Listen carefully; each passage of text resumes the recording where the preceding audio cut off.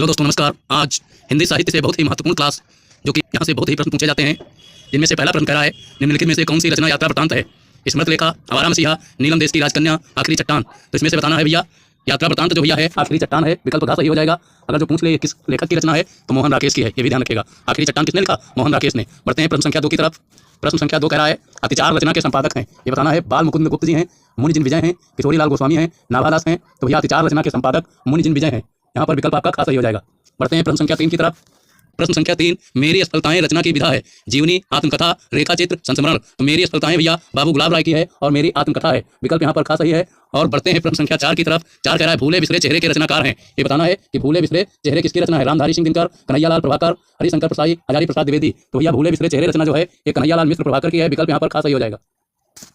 बढ़ते हैं प्रश्न संख्या 5, उत्तर प्रदेश सरकार में शिक्षा मंत्री और मुख्यमंत्री पद को अलंकृत करने वाले साहित्यकार हैं। यहाँ पर भैया स्टार बना लीजिए, बहुत ही इंपॉर्टेंट क्वेश्चन है, क्योंकि उत्तर प्रदेश के शिक्षा मंत्री भी रहे हैं, मुख्यमंत्री भी रहे हैं और राजस्थान के राज्यपाल भी रहे हैं और गृह मंत्री भी रहे हैं। यहाँ पर 2 पदों की बात की गई है, 2 पद हम अपनी तरफ से बता रहे हैं, इसलिए ये इंपॉर्टेंट क्वेश्चन हो जाता है। और वह भैया साहित्यकार हैं डॉक्टर संपूर्णानंद। विकल्प का सही है।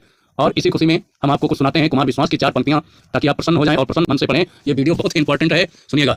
जख्म इतने मिले फिर सिले ही नहीं, जख्म इतने मिले फिर सिले ही नहीं, दीप ऐसे जले फिर बुझे ही नहीं, व्यर्थ किस्मत पे रोने से क्या फायदा, सोच लेना कि हम तुम मिले ही नहीं, सोच लेना कि हम तुम मिले ही नहीं। भैया जो ये वीडियो से दूर भागेगा तो समझ लो फिर वो क्वेश्चन उसको मिलने वाले नहीं है, और परीक्षा की दृष्टि से बहुत इंपॉर्टेंट है। प्रश्न 6, श्रृंगार रस मंडन के रचनाकार हैं। नाभादास, चतुर्भुज दास, गोस्वामी विठलनाथ, ज्योतिश्री ठाकुर।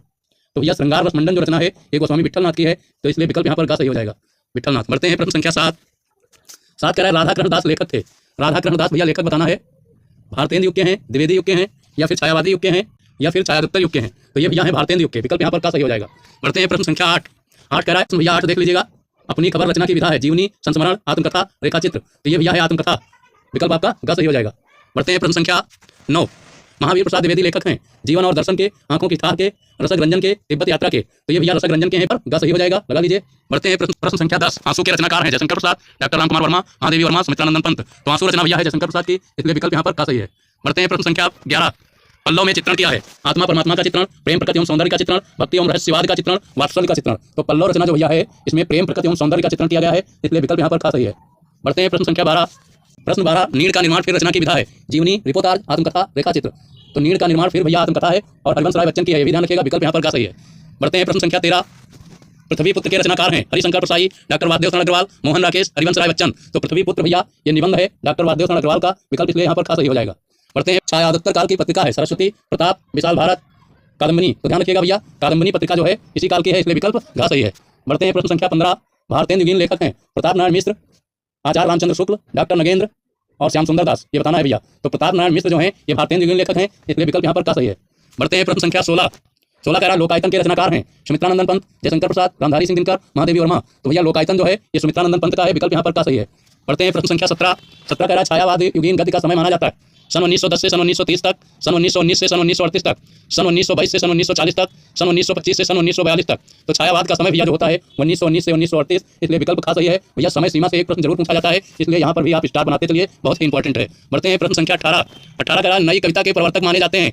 बताना है, Sachchidanand, Hiranand Vatsyayan Agyeya, doctor Ramswaroop Chaturvedi, doctor Ramdhari Singh Dinkar, doctor Dharmveer Bharati. तो यहाँ पर भैया अज्ञे को ध्यान रखिएगा, प्रयोगवाद नई कविता के प्रवर्तक सच्चिदानंद, हीरानंद वात्स्यायन अज्ञे जी हैं। विकल्प यहाँ पर सही है, लगा लीजिए, विकल्प यहाँ पर सही है। बढ़ते हैं प्रश्न संख्या 19 है, श्रृंगार लहरी के रचयिता हैं। जगन्नाथ दास रत्नाकर, मैथिली शरण गुप्त, भारतेंद्र हरिश्चंद्र, भवानी प्रसाद मिश्र। बताइए भैया श्रृंगार लहरी जो है ये किसकी है? तो ध्यान रखिएगा, श्रृंगार लहरी है जगन्नाथ दास रत्नाकर की, विकल्प यहाँ पर सही है। प्रश्न संख्या भैया 20 सुनिएगा, निज भाषा उन्नति अहे, शब उन्नति को मूल, अय निज भाषा ज्ञान के, मिटे नहीं की सूल। बालकृष्ण भट्ट, यशपाल, अयोध्या सिंह उपाध्याय, हरिओत, भारतेंद्र हरिश्चंद्र। तो प्रश्न संख्या 20 का उत्तर है भैया ये पंक्ति है भारतेंद्र हरिश्चंद्र की, इसलिए विकल्प यहाँ पर आपका सही है, लगा लीजिए। बढ़ते हैं प्रश्न संख्या 21 कह रहा है, हिंदी के प्रथम कवि सरहपा कवि हैं। नाथ संप्रदाय के, जैन संप्रदाय के, सिद्ध संप्रदाय के, रासो साहित्य के। तो यहाँ पर ध्यान रखिएगा, सरहपा जो प्रथम कवि हुए हैं ये भैया जैन संप्रदाय से थे, इसलिए विकल्प यहाँ पर सही है। बढ़ते हैं प्रश्न संख्या 22 कह रहा है, निम्नलिखित में से कौन सी रचना भक्तिकाल में लिखी गई है? उद्धव शतक, सूरसागर, कामायनी, साकेत। तो भैया भक्तिकाल की बात कही जाए तो सूरसागर है, विकल्प यहाँ पर सही है। बढ़ते हैं प्रश्न संख्या 23 कह रहा है, बीसल देव रासो रचना है। नरपतनाल की, केदार की, जगनिक की, दलपत विजय की। तो भैया इसको ऐसे याद कर लीजिए ट्रिक के साथ, बीसल देव, बीसल मतलब 20 और नरपत मतलब नर मतलब आदमी, 20 आदमी, ऐसे इसको ट्रिक से याद कर लो। यहाँ पर ट्रिक बना लो भैया, ये ठीक, बीसलदेव नरपति नाल, 20 आदमी नर मतलब आदमी, ठीक। तो ये रचना कभी नहीं भूलोगे। बीसलदेव किसकी है? नरपति नाल की। बढ़ते हैं प्रश्न संख्या 24। 24 कह रहा है निम्नलिखित में से कौन ज्ञानाश्रयी शाखा का कवि नहीं है? गोस्वामी तुलसीदास, नानक, दादू दयाल, कबीर। तो भैया जो तुलसीदास हैं ये भैया ज्ञानाश्रयी के नहीं हैं, ये रामाश्रयी के हैं, इसलिए विकल्प यहाँ पर नहीं की बात की जा रही है, इसलिए यहाँ पर गोस्वामी तुलसीदास जी नहीं है। नानक भी ज्ञानाश्रयी में आते हैं, दादू दयाल भी आते हैं और ये कबीर भी आते हैं, ये तीनों कवि आते हैं, गोस्वामी तुलसीदास नहीं आते हैं। ये ध्यान रखिए, ये तीनों हैं और ये नहीं है, इसलिए विकल्प नहीं की बात कर रहा है, तो विकल्प का सही है। बढ़ते हैं प्रश्न संख्या 25। 25 कह रहा है उद्धव शतक किस काल की रचना है? आधुनिक, भक्तिकाल, आदिकाल, रीतिकाल। तो 25 नंबर का क्वेश्चन बताना है, उद्धव शतक भैया किसकी है, किस काल की है? तो ये ध्यान रखिएगा, उद्धव शतक जो है ये आधुनिक काल की है, विकल्प यहाँ पर का सही है। बढ़ते हैं प्रश्न संख्या 26। 26 कह रहा है छायावाद की मुख्य विशेषता है? प्रकृति का मानवीकरण, युद्धों का वर्णन, यथार्थ चित्रण, भक्ति की प्रधानता। तो छायावाद की मुख्य विशेषता भैया रही है प्रकृति का मानवीकरण, इसलिए विकल्प यहाँ पर का सही है, प्रकृति का मानवीकरण। प्रश्न 27। ज्ञानाश्रयी भक्ति शाखा के प्रतिनिधि कवि हैं अथवा ज्ञान मार्गी शाखा के कवि हैं? दो तरीके से क्वेश्चन पूछा जा सकता है, तुलसीदास, सूरदास, बिहारी, कबीरदास। तो ध्यान रखिएगा स्टूडेंट्स कि ज्ञान मार्गी शाखा की बात जब कही जाती है तो उसमें से कबीरदास जी प्रमुख कवि आ जाते हैं, विकल्प यहाँ पर घा है। बढ़ते हैं प्रश्न संख्या 28। 28 कह रहा है कबीर के दोहों को किस नाम से जाना जाता है? दोहा है, सुबद है, साखी है, पद है। तो ध्यान रखिएगा कबीर के दोहे जो हैं भैया साखी के नाम से जाने जाते हैं, विकल्प आपका गा सही है। बढ़ते हैं प्रश्न संख्या 29। 29 कह रहा है कबीर के गुरु का नाम था वल्लभाचार्य, नरिहरदास, रामानंद, रामकृष्ण परमहंस। तो कबीर के गुरु का नाम था भैया रामानंद। कबीर के गुरु का भैया क्या नाम था? रामानंद, विकल्प आपका गा सही है। बढ़ते हैं प्रश्न संख्या 30। 30 कह रहा है संत काव्य धारा के कवि नहीं हैं? कबीर, रैदास, कुतुबन और दादू दयाल। ये बताना है भैया इसमें कौन नहीं है। तो ध्यान रखिएगा संत काव्य धारा में कुतुबन नहीं आते हैं, इसलिए विकल्प यहाँ पर गा सही है। बढ़ते हैं भैया प्रश्न संख्या 31। प्रेमाश्रयी सूफी काव्य धारा का संबंध किससे है? कृष्ण भक्ति, सगुण भक्ति, निर्गुण भक्ति, राम भक्ति। तो ध्यान रखिएगा प्रेमाश्रयी सूफी काव्य धारा का संबंध भैया इनमें से निर्गुण भक्ति से है, इसलिए विकल्प गा सही है। बढ़ते हैं प्रश्न संख्या 32। 32 कह रहा है निम्नलिखित में से कवितावली के रचनाकार कौन हैं? सूरदास, भूषण, तुलसीदास और कबीरदास। तो ध्यान रखिएगा कवितावली भैया तुलसीदास की है, इसलिए विकल्प यहाँ पर गा सही है। बढ़ते हैं प्रश्न संख्या 33। 33 कह रहा है बीजक रचनाओं का संकलन करता है? मंजन, गुरु नानक, रामानंद, कबीर। तो जब बीजक की बात आ जाए तो ये भैया कबीर जी हैं, इसी में साखी, शबद, रमैनी है बीजक में। बढ़ते हैं प्रश्न संख्या 34। 34 के निम्नलिखित में से कौन सी कृति भक्तिकाल की है? आंगन के पार द्वार, कुरुक्षेत्र, रामचरितमानस, पंचवटी। तो भक्ति काल की बात की जाए तो भैया रामचरितमानस नंबर 1 पर भक्तिकाल का महाकाव्य है, गोस्वामी तुलसीदास के द्वारा अवधी भाषा में लिखा गया, विकल्प यहाँ पर गा सही है। बढ़ते हैं प्रश्न संख्या 36। निम्नलिखित में से कौन सा कवि कृष्ण भक्ति धारा से संबंधित नहीं है? ये बताना है, सूरदास जी नहीं है, नाभादास, कृष्णदास, नंददास। तो भैया कृष्ण भक्ति धारा से संबंध न रखने वाले, मतलब यहाँ पर नहीं की बात की जा रही है, न रखने वाले कौन कवि हैं? बताना है भैया, नंददास जी हैं, ध्यान रखिएगा। नहीं की बात भैया की जा रही है तो यहाँ पर नाभादास जी हैं, विकल्प आपका खा सही है। बढ़ते हैं प्रश्न संख्या 37। राम भक्ति शाखा से संबंधित हैं कुम्भन दास, परमानंद दास, नाभादास, चतुर्भुज दास। यहाँ पर राम भक्ति की बात की गई है तो भैया नाभादास हैं, ध्यान रखिएगा, विकल्प आपका गा सही है। यहाँ पर भैया मिस प्रिंट हुई है, नाभादास होता है, ध्यान रखिएगा, नाभादास।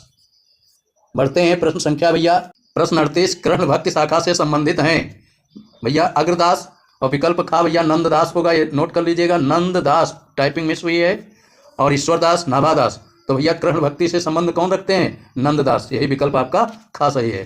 बढ़ते हैं प्रश्न संख्या 39। भक्तिकाल की प्रेमाश्रयी शाखा के कवि हैं?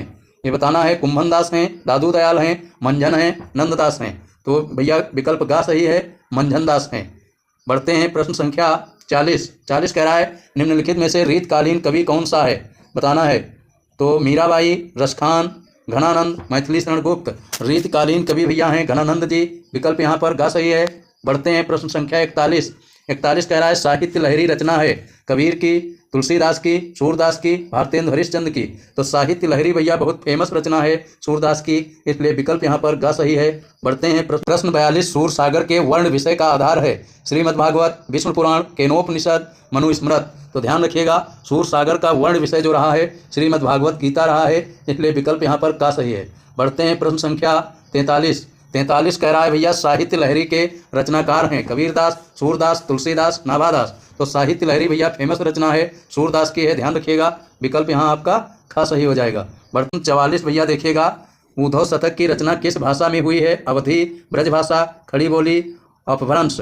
तो ध्यान रखिएगा, उद्धव शतक आपका ब्रजभाषा में लिखा गया है, इसलिए विकल्प यहाँ पर खा सही हो जाएगा। बढ़ते हैं प्रश्न संख्या 45। 45 कह रहा है रोनकता नामक स्थान संबंधित है। ये बताना है जयशंकर प्रसाद से, सूर्यकांत त्रिपाठी निराला से, कबीर से, सूरदास से। तो रोनकता नामक स्थान भैया सूरदास से संबंधित है, इसलिए विकल्प यहाँ पर घा सही है। बढ़ते हैं प्रश्न संख्या 46। 46 कह रहा है समंजरी के रचनाकार हैं कुंभनदास, अग्रदास, नंददास, हृदयराम। तो रस मंजरी के रचनाकार भैया हैं नंददास, विकल्प यहाँ पर गा सही है। बढ़ते हैं प्रश्न संख्या 47। 47 कह रहा है कृष्ण भक्ति शाखा के प्रतिनिधि कवि हैं कबीरदास, सूरदास, रैदास, नाभादास। तो प्रतिनिधि कवि की बात कही जाए तो भैया सूरदास जी हैं, विकल्प यहाँ पर खा सही है। और फिर बढ़ते हैं प्रश्न संख्या 48। 48 कह रहा है जायसी का पद्मावत किस भाषा में लिखा गया है? ब्रजभाषा, अवधी, खड़ी बोली, फारसी। तो जायसी के द्वारा पद्मावत जो महाकाव्य इनका है प्रेमाश्री धारा का, वो भैया अवधी भाषा में लिखा गया है, विकल्प यहाँ पर खा सही है। बढ़ते हैं प्रश्न संख्या 49। 49 कह रहा है निम्न में प्रेमाश्री शाखा के कवि नहीं हैं कुतुबन, मंझन, शंखनवी, कबीरदास। तो प्रेमाश्री शाखा के कवि भैया कबीरदास जी नहीं हैं, विकल्प यहाँ आपका कौन सा सही होगा? घा। बढ़ते हैं प्रश्न संख्या अंतिम 50। प्रश्न 50 निम्नलिखित में छायोदोत्तर कवि कौन है? हरिओद, मैथिली शरण गुप्त, महादेवी वर्मा, अज्ञेय।